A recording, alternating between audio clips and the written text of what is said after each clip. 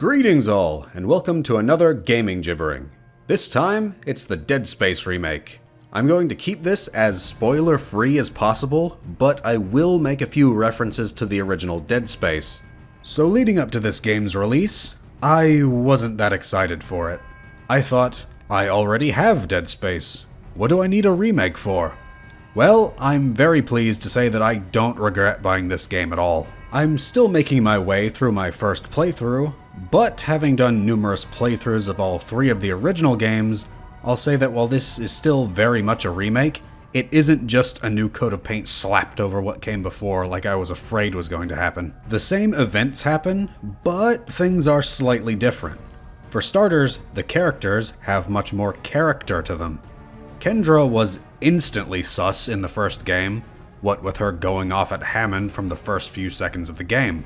Now, she's much less obvious, and the game makes her much more relatable. She's very friendly towards Isaac, and they even have a conversation on the Kellyan before they crash land on the Ishimura. Oh yeah, Isaac talks now. They even got Gunnar Wright back to voice him, which was absolutely phenomenal. It would have sucked hardcore to have someone else voice Isaac. Isaac talks with Kendra about how he encouraged Nicole to take the Ishimura position because it's just too prestigious to pass up. But it was hard on the relationship, making it long distance. So naturally, he jumped at the chance to join the repair mission. Isaac comes off as still capable of handling himself, even when the fecal matter hits the fan, but not in an unbelievable way. He still gets unnerved, but he can pull it together to get the job done and survive, demonstrating some character nuance that a lot of movies and such struggle with these days. Hammond also gets more development. In the original, he wasn't bad, but his character was kind of stiff. He mostly just argued with Kendra when she provoked him, and helped figure out what they needed to do next to keep the Ishimura from crashing. Now he has tons of new lines, and comes off as much more relatable, being angered by the loss of the two pilots at the beginning of the game, and determined not to lose anyone else. Speaking of which, even the pilots have some development to them.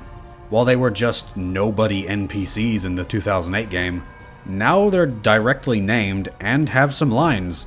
Chen is the one who accompanies you into the Ishimura and gets got by the first slasher. The funny part is that his body was gone by the time I went back through that area, and I figured that the game had just spawned it out.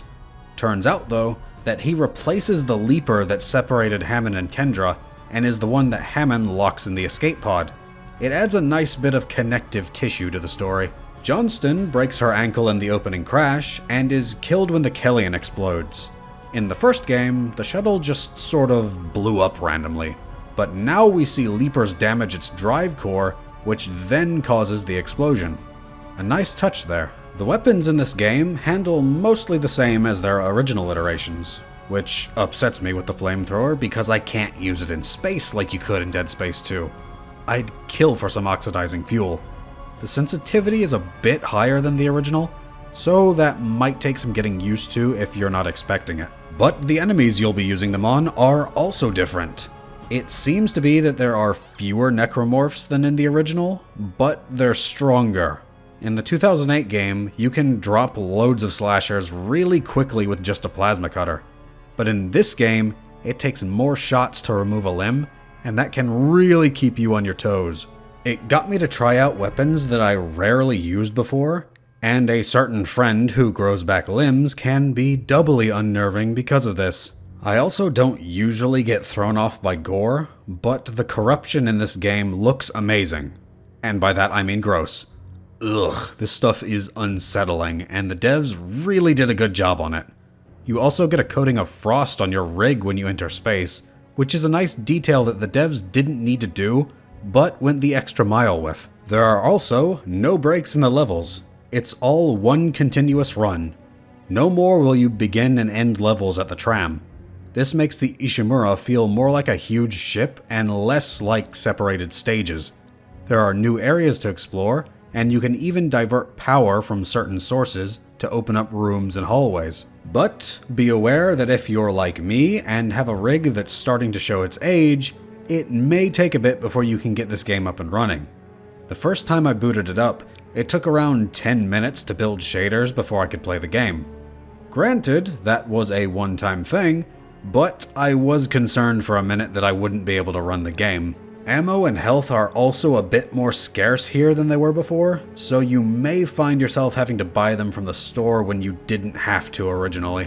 But all in all, I'd easily recommend this game.